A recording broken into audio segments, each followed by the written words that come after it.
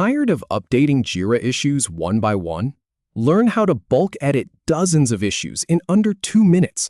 I will show you exactly how to select issues, modify fields, and confirm changes in just a few steps. So the first thing you want to do is open up your Jira account. Just go ahead and log in like you normally would. Nothing fancy here. Once you are in, you will see the main dashboard. Now, on the left side panel, you will see a list of your projects. Go ahead and click on the one you want to work with. This will take you straight into that project's view. And here is where the real work starts.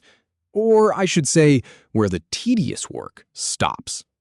You will now be looking at your list of issues. Maybe it is a backlog. Maybe it is a board view. Pick the issues you want to edit.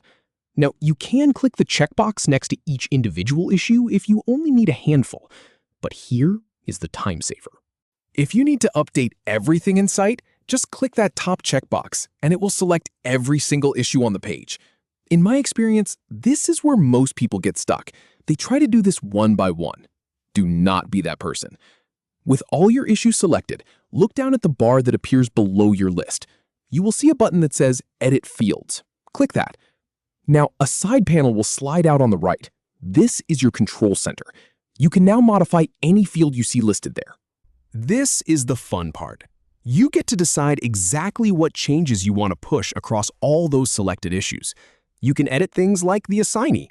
So if a new person joined the team and needs to take over a batch of tasks, just pick their name from the dropdown. You can set a due date. Need all those tickets to finish by the end of the week? Pick the date here. You can add labels, change the parent issue, or update the priority level from medium to high. Whatever field you see, you can change it. Just make your selections in that right panel. Once you have made all your changes, go ahead and click the Next button. Now, this is the part where you double-check your work. Jira will show you a preview of every change you are about to make.